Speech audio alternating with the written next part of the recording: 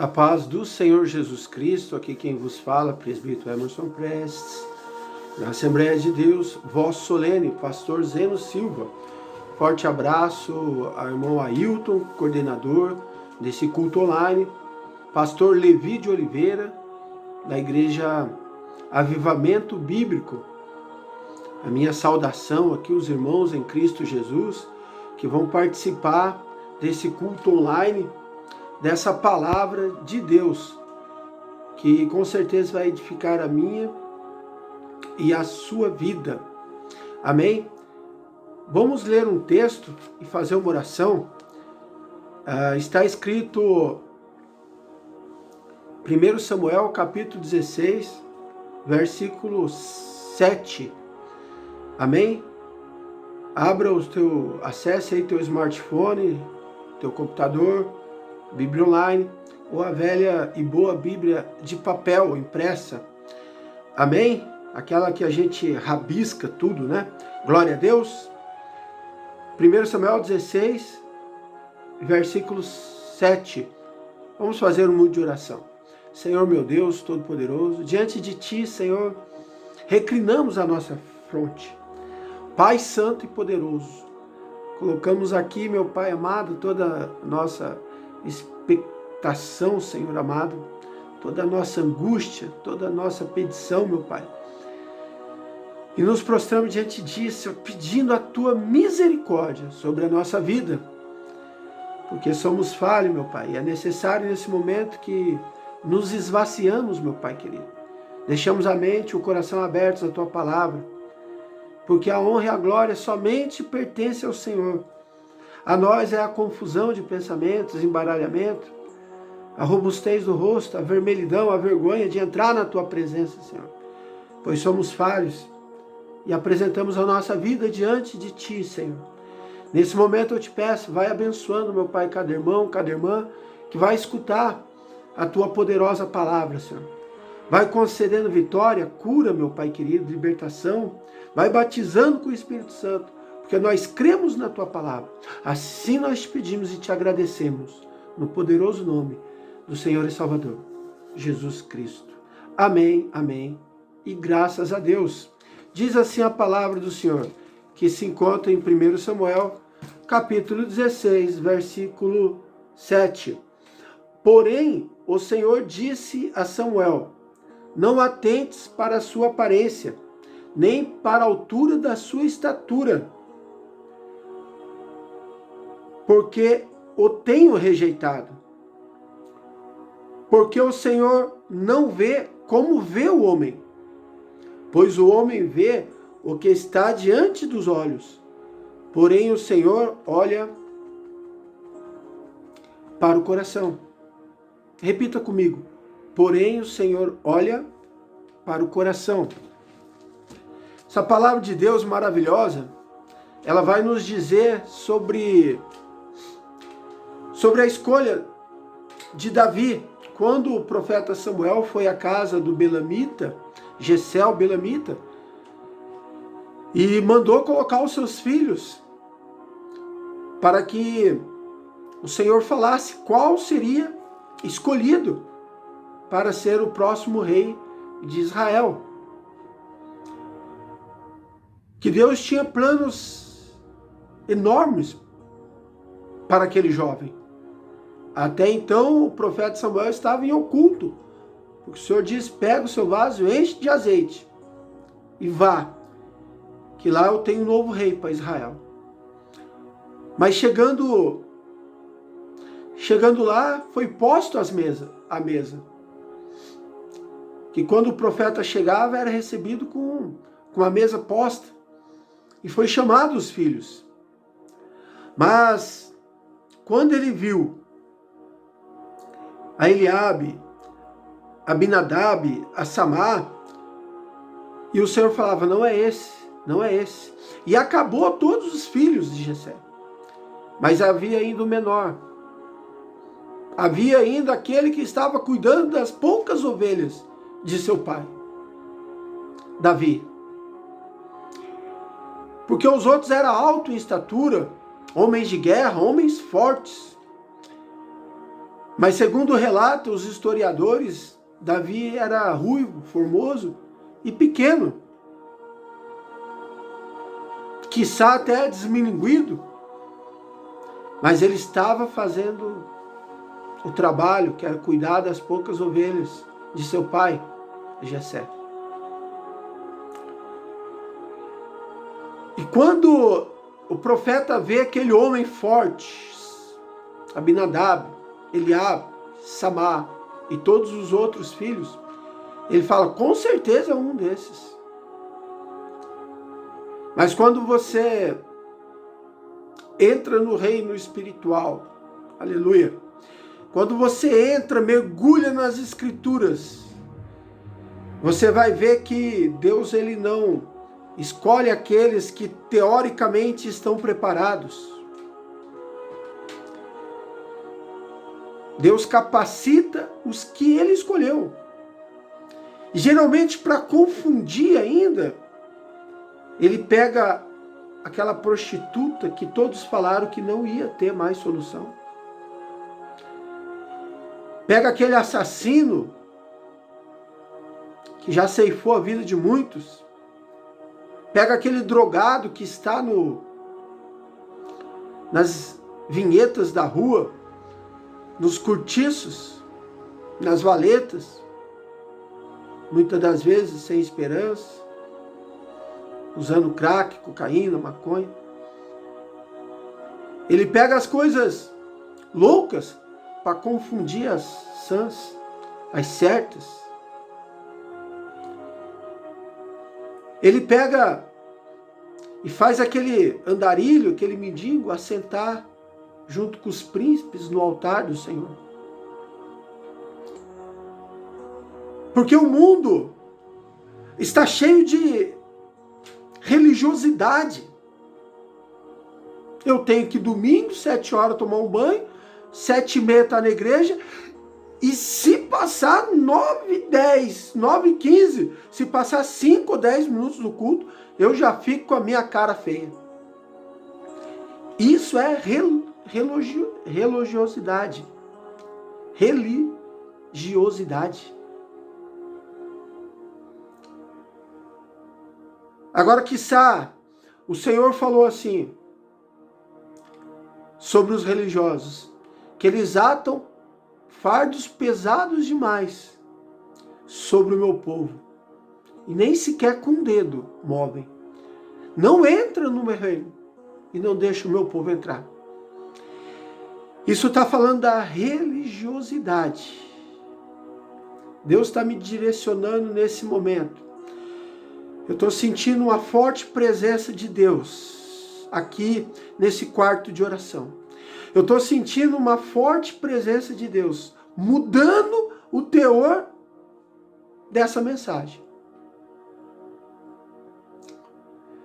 Quizá tem muitas pessoas nesse momento pensando, eu tenho que voltar para a igreja, porque domingo eu vou ter que ir na igreja, eu vou ter que participar das missões da igreja, porque o que vão pensar os pastores, o que vão pensar os irmãos em Cristo Jesus?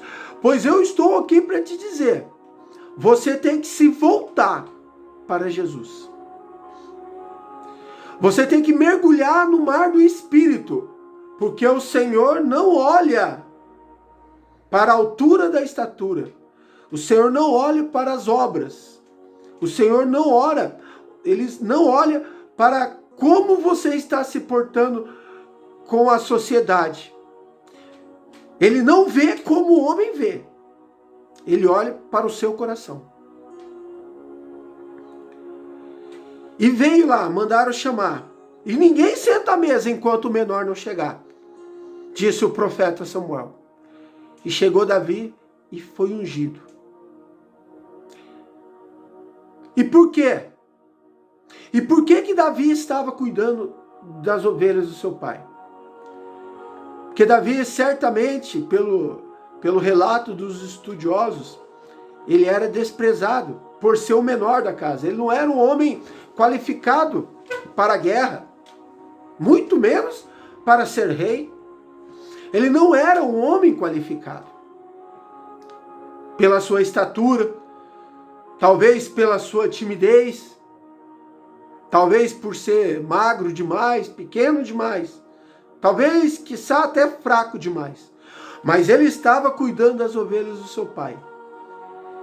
E ali com a funda ele treinava, espantava o leão, o urso, que queria pegar as ovelhas do seu pai. O lobo. O lobo. Você imagine quantas milhares de pedradas com a funda que rodeava e lançava, ele deu no lobo, no leão, no urso. Quantas e quantas vezes, até que ele chegou à perfeição do arremesso. Por isso que quando ele acertou a pedrada na cabeça do gigante Golias, foi certeira, bem na fronte, bem no ponto vital, onde que se não matasse, derrubava. Mas olha bem, quantas vezes ele enfrentou o leão, o urso, o lobo. Mas isso é outra pregação. Mas o Senhor está me direcionando nesse momento. E por que ele estava lá cuidando? Porque ele ficou especialista em caça. Porque carne de ovelha, carne de boi, eles tinham. Então, muitas das vezes, para agradar o seu pai, Jessé, como também Esaú, para agradar o seu pai, Jacó, ele pegava uma caça e levava. Daí me entra aqui o Salmo de número 42. Diz assim: como o servo brama pelas correntes das águas, assim suspira a minha alma por ti, ó Deus.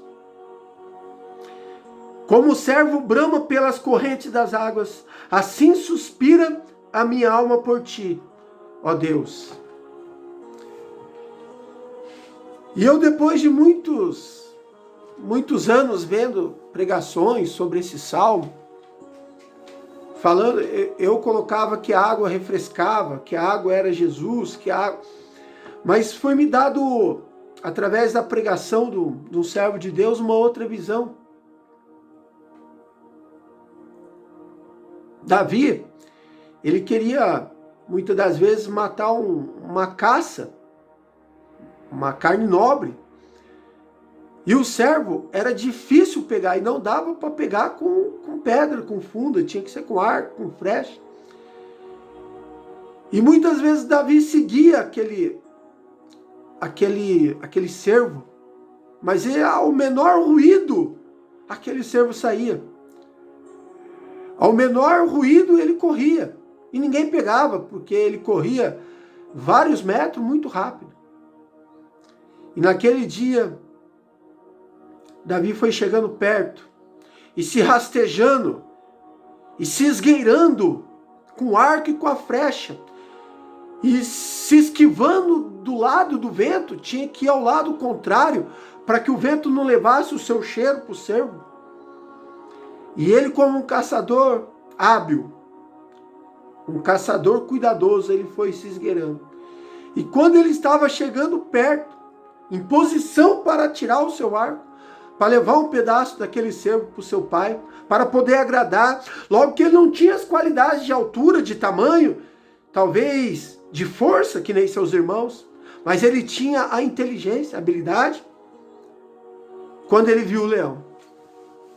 Só que o leão também estava espreitando o cervo. E o leão, ele vai chegando, se espreitando, ele dá um ataque rápido. Embora o cervo é mais rápido que o leão, mas ele não consegue correr muito tempo. E o leão, depois que ele consegue sentir o cheiro da presa, do cervo, e fica ali impregnado em suas moléculas auditivas, jamais aquele ser vai fugir, porque agora também fica impregnado nas suas narinas. E o leão foi atrás do cervo, e aquele cervo fugiu e corria, e o leão foi atrás. Visualize a cena. E também Davi atrás do leão, com cuidado, mantendo a distância, vendo por onde que aquele cervo passava e por onde que o leão perseguia. E quando chega na beira de um riacho, Davi vê o leão, e o leão fica sentindo o cheiro da presa, mas ele já perdeu a presa. E ele não consegue mais sentir o cheiro da presa. E ele tem que sair ou para a direita ou para a esquerda. Ele tem que sair. Tem que escolher um dos dois lados, porque ele perdeu o cheiro da presa. E Davi fica ali olhando, para onde será que foi aquele cervo? Para onde será que foi aquele cervo? E o leão vai embora. E Davi senta numa pedra, fica quietinho, fica esperando. E quando ele percebe, sai de dentro daquele riacho, escondido entre os galhos, somente com o focinho de fora, aquele cervo. E as torrentes de água levaram o suor, o cheiro do medo daquele cervo embora. E daí vem uma nova visão dessas pregações que eu escuto, porque tem hora que nós temos que escutar para estar se alimentando, nós que pregamos a palavra de Deus, pela sua infinita graça e misericórdia. Aleluia. E aquelas torrentes de água levaram o cheiro do medo daquele cervo. Então a água, além de ser Jesus Cristo, ela te envolve, o Espírito Santo te envolve e te protege. E diz no Salmo de número 42, por que está abatida, ó minha alma? E por que te perturbas em mim? Espere em Deus, pois ainda o louvarei na salvação da sua presença. E aqui uma nova visão. A água representa Jesus, representa o Espírito Santo. Assim como o cervo brama pelas correntes de água, assim suspira a minha alma por ti, ó Deus. O Espírito Santo, o Senhor Jesus Cristo, representa proteção. Tem muitas pessoas que nesse momento, que estão procurando uma religião, que estão procurando algum meio de se salvar. E o homem tem inventado vários meios para que a humanidade se salva. Mas só existe um nome dado, entre todos os nomes, que pode levar à salvação. Atos dos Apóstolos, capítulo 4, versículo 12. Jesus Cristo. É o único nome entre todos os nomes, de todos os homens do mundo, dos que existem e dos que vão nascer, que pode levar à salvação. Jesus Cristo de Nazaré. Quizá nesse momento tem pessoas nos escutando que estão com a janela fechada, estão com o quarto fechado, estão no invólucro, estão enclausurados em seus pensamentos, muitas das vezes de morte, de tirar a própria vida. Não faças isso. Deixe Jesus entrar na tua vida. Assim como o cervo brama, anseia pelas correntes de água para se jogar e se sentir ali protegido.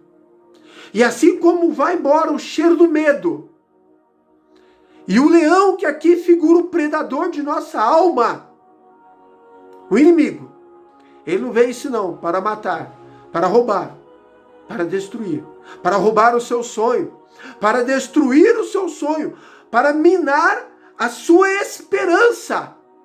Mas Jesus veio para dar vida, e vida em abundância. Eu sou o caminho, a verdade e a vida. Ninguém vai ao Pai se não for por mim. É Jesus falando. João 8,36. Se, pois, o Filho do Homem vos libertar, verdadeiramente sereis livres. Jesus Cristo é o libertador. Jesus Cristo é o Salvador. E não pense que você é o menor da casa e está esquecido. Davi estava lá cuidando dos afazeres do seu pai, cuidando das poucas ovelhas. Ninguém estava vendo ele. Ninguém. Mas Deus estava.